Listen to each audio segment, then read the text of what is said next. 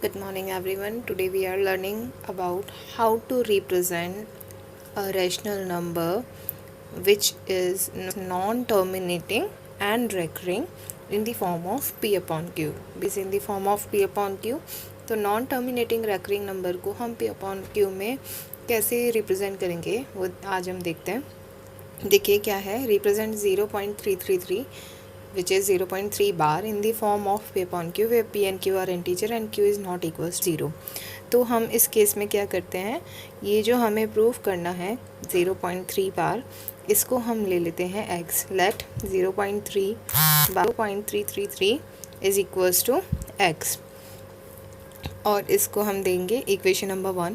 Now केवल आपकी 1 digit ही repeat हो रही है, 3 ही रिपीट हो रहा है, देन 3 3 3 बिकॉज एक ही डिजिट रिपीट हो रही है, इसलिए हम इस इक्वेशन 1 को 10 से मल्टीप्लाई करेंगे. जितने डिजिट रिपीट होते हैं उतने नंबर ऑफ़ ज़ीरो के फिगर से हम मल्टीप्लाई करते हैं.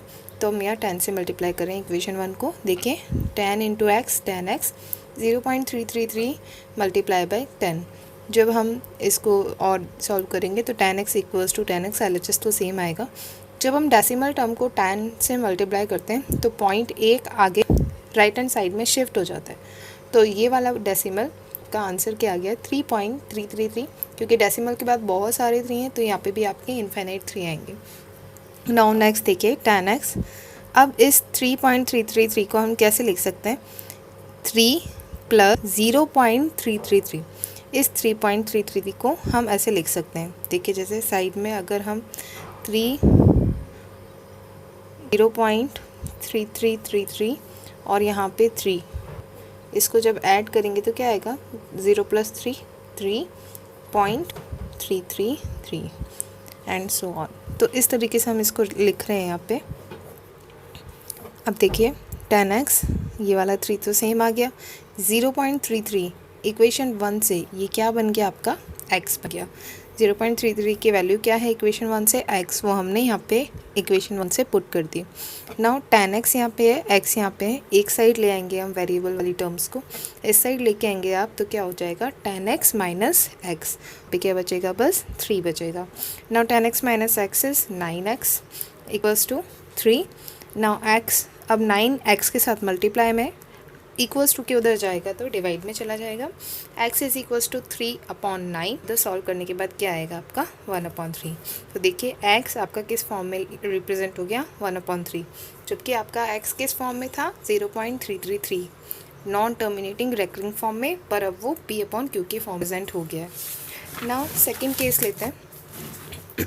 अगर हमारे पास 2 डिजिट हो, डेसिमल के बाद 2 डिजिट रिपीट हो रही है, तब हमें क्या करना है. देखिए रिप्रेजेंट 1.272727 2 डिजिट रिपीट हो रही है, 2 एंड 7. इसको हमें p/q की फॉर्म में लाना है जहाँ पे q 0 के इक्वल नहीं है. तो हम क्या करेंगे, सेम प्रोसेस जो हमने पहले किया था, जिसे हमें प्रूव करना 2727 को हम क्या ले लेंगे, x ले लेंगे. तो x इक्वल्स टू 1.272727. इसको हम देते हैं इक्वेशन नंबर 1. 2 डिजिट रिपीट हो रही है तो हम क्या कर रहे हैं, इक्वेशन 1 को किससे मल्टीप्लाई करेंगे, 100 से.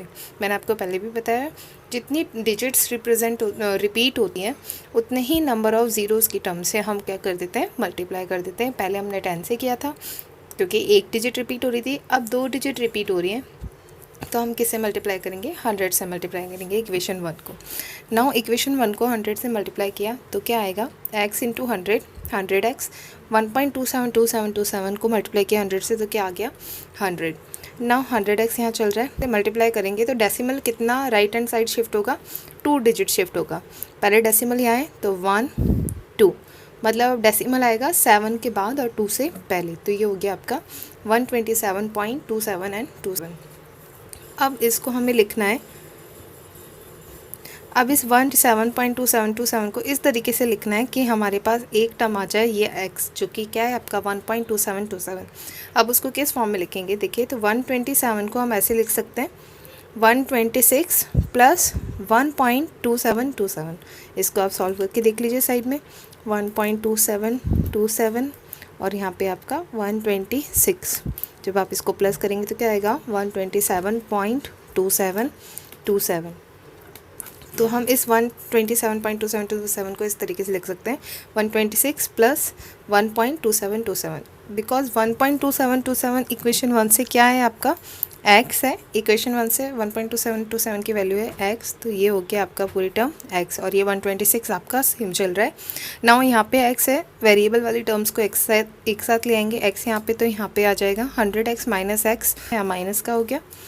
अब 100x माइनस x हो गया आपका 99, बचा था आपका 126। नाउ x 99 के साथ मल्टीप्लाई में है, तो यहाँ पे आएगा 99, जब किस में आ जाएगा, डिवीजन में आ जाएगा।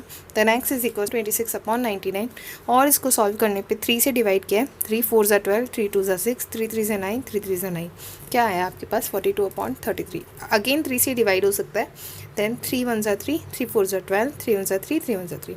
नाउ फर्दर हम डिवाइड नहीं कर सकते 14/11 को, बिकॉज दे आर को प्राइम। नाउ x की वैल्यू क्या आ गई कि 14/11, यही हमें प्रूफ करना था, मतलब p/q की फॉर्म में लाना था। तो p आपका आ गया 14, q आ गया आपका 11, और हमारे पास x था देखो नॉन टर्मिनेटिंग रिपीटिंग में, पर अब वो किस फॉर्म में है, p/q की फॉर्म में। Okay, that's it. If you like my video please like it, subscribe it.